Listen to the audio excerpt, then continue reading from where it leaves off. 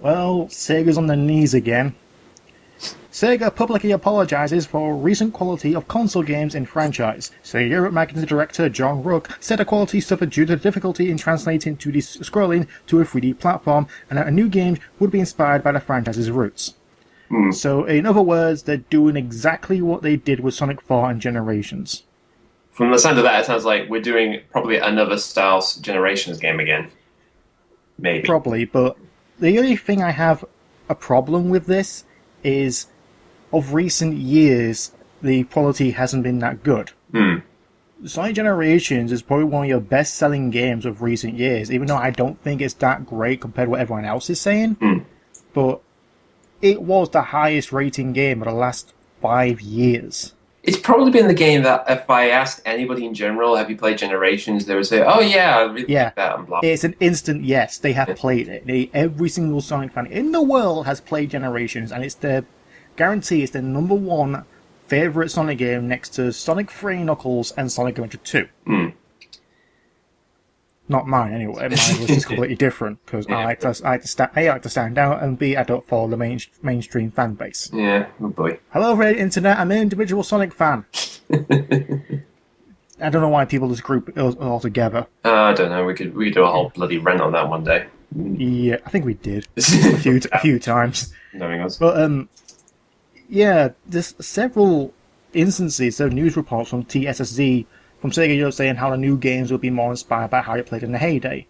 Basically, Sonic 1, 2, and 3. What do you consider the heyday, really? That's the real question. Sonic 1, 2, and 3, since those are the only games you ask anyone else who's not a Sonic fan, which I'll probably ranted about earlier in an early episode, or probably in the future. Or everybody on game trailers. Everyone has played Sonic 1, 2, and 3. Not played anything, just hearsay about 06, then play Generations. Yeah, it's always that one. Yeah. It's that kind of formula that every non-Sonic fan goes through. No, it's funny because I was listening to, I think I told you this one, so I'll make it quick. On GT Time, they quickly mentioned about Sonic Lost Worlds coming to Steam, like on PC and jazz, and they're just basically, anyone talk about it? Yeah, did you like it? No, whatever. No, it was quite good. Yeah, it was rubbish. It was just literally that, and they just scripted off, and one guy did the whole, it's not been good since 3, 06 happened, and it's been shit, blah, blah, blah. It's like, which, for me, it's kind of the old argument. It's basically, look, you can say if it's crap, but if you're going to say the same shit over and over again, I'm not going to listen. Yeah, there's one little rule when it comes to actually debates and arguments. If you're going to say something's good or bad, state a fucking reason, okay? You can't just say it's shit. State a damn reason. I mean, I'm going to go off topic. I'm going to go off topic a little bit because of my last episode of Blue Blur. Someone said I basically did not include Manic in the conclusion of Sonic's parents, and I said I didn't include him because I didn't really like him. Oh boy, I've had a feeling. And fair enough. I should have explained more why I didn't like him. I don't find him engaging. I don't find him a particularly interesting character. And essentially, he's a Sonic, but he's a thief with a lower voice. He's not a good character. He really isn't. Zonia has more development and more interesting. So that's the reason why. Okay. But still, it's the best example. If you're gonna say a game, if you're gonna say something, anything is shit or it's great, state a fucking reason. I throw my hands up, glass houses on that, but still. But as far as Sega apologising, why? You already apologised for the quality of games and said that Atlas showed it away because Atlas is a fucking juggernaut of classic indie game. I think it's not because indie games, cult games. They seem more respect on gamers. Really, I think that's the real problem with Sega. I think I said this before. It's respect of the gamer now. Really, they want to get that back, and Atlas is one of those people that gamers trust in general. Yeah, and also before people jump on, well, Sega's doing a lot of mobile games recently. They're probably abandoning the console. They're not. They're not abandoning the console. A report came up of that. They're not abandoning it. No, they never said that. Honestly, considering the response of Lost World and Sonic Boom, do you really think they want to jump in again for another console game so soon?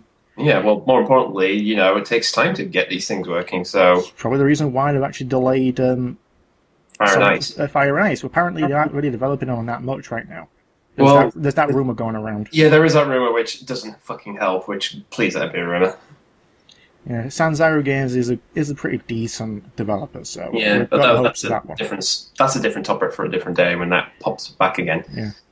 Um, So I think everything going around Sega right now is just seems to be they're not going to make a good Sonic game because look at the past few games. mhm.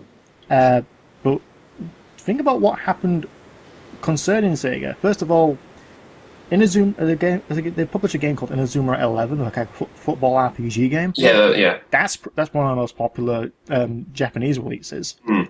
Shenmue 3 was in a Kickstarter by Sony, so honestly, Well, did anyone expect a Shenmue fucking 3? Yeah, well, it's worth mentioning because there was recent news about the talk about Shenmue 3 and hints of possibly ports of Possibly porting 1 2. and 2. I guarantee everyone who heard, oh, we're going to make a Shenmue 3 now, we're just going to do a Kickstarter, everyone's first question was, are you going to release 1 and 2? Yeah, they're in the works of trying to.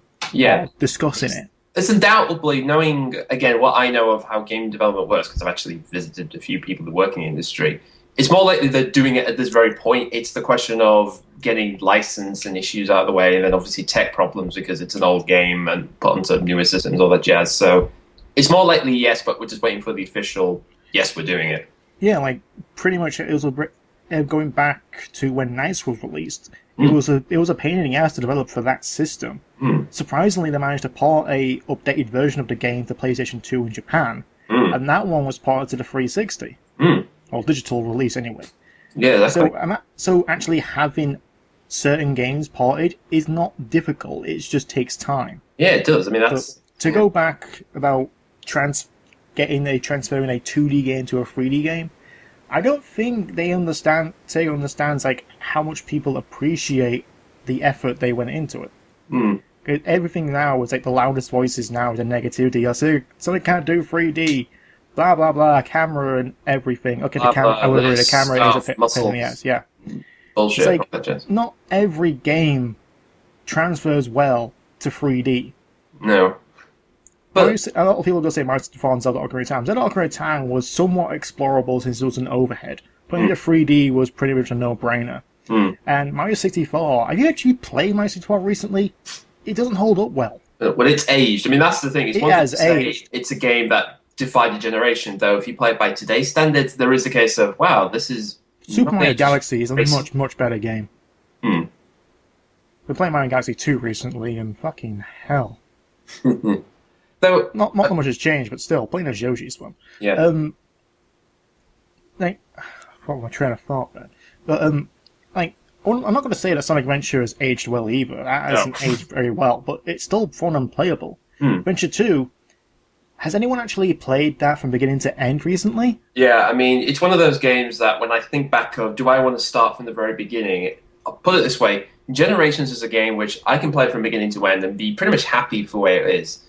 Adventure 2 Unleashed, no. Just no. Unleashed, I take my time with that, and it's a great game in my opinion. I'm not saying I take my time. Yeah, I think Adventure 2, you honestly, I don't. Everyone says about it. It's always every single speed stage, and always a Chow Garden. That's the only reason people play that. I guarantee a lot of people. Honestly, whoever's watching, go out and play Sonic Adventure 2 from beginning to end on both stories, then last story, and tell me which parts were your favourites, and I guarantee your answer will be of the Sonic stages. That and the Chow Garden. Be 50-50 with that. But I was going to say, just want to make it clear that I don't hate either games. It's just playing them. I don't hate either games. I hate that they're overrated. Like, literally, level to level, like back to back. It's not a fun game to do that. But if you play them in individual, if you just replay levels, it's a fun game. Both of them are just fun to play as levels. Playing them as one big game, I think that's been one of the big problems with Sonic games in the past few years, is playing them as one big experience, as opposed to as an individual playthrough. I mean, recently, the individual playthroughs, since they give out maybe 3 hours, and that's a weekend game. Black Knight, for about 3 to 4 hours. Unleashed, 3 hours. As far as the quality goes, yes, the quality has been mismatched. Yeah. Your inspiration keeps evolving. I mean, it took you 3 games to get the hybrid formula right. although Generations actually is the best one to use it, although I prefer the actual level design of Unleashed and now. Basically, I prefer Unleashed over the trilogy, okay? But Generations has the best control scheme. Yeah. I'll probably say this might be the last thing, but interesting enough, there was an interview with Aaron Webber, the community guy for Sega and Sonic. The guy who left and came back, yeah. Yeah, he came back and all that jazz. And they told him, like, when he came back, blah, blah, this stuff. And it is worth mentioning that, again, he's the one who listens to... He's the one who's probably listening to us half the time. He's listening to us either bitching and moaning and making fun of things or constantly annoying stuff. And it's like... I think it's this idea of people, Sega just don't listen. It's like, no, they do. This is the guy who has to make them listen. They do. It's just that when you include death threats towards them and say, it's been good for the past 20 years. Yeah. You understand? It kind of hurts. Yeah, it does. And more importantly, here's the thing. I mean, even he, interesting enough, the time when he was leaving, actually, he was actually somewhat involved in when they were developing Sonic Boom in terms of what the characters were. And he was actually the one to say, guys, I think some of the people are going to be really shocked by this. So he was like the first person to see, you're giving Sonic a scar. Oh, Knuckles is quite buff now. Okay. I don't know how that's going to go down with people, but... So again... And there is still a hate for the franchise. Yeah, exactly. But the point is that he definitely understands that he's the man who has to tell them, look... Yeah, he was a fan first. Definitely. He's definitely a fan first, and he got hired by Sega. Mm-hmm. I mean, the point is... Which I had that luxury. But still... Mind you, no matter what we say, there's still people out there who's going to hate the franchise for unknown reasons or known betrayal, reasons. I think it's always the question of betrayal in some way. Yeah. But Sega apologising, fair enough, but until you actually...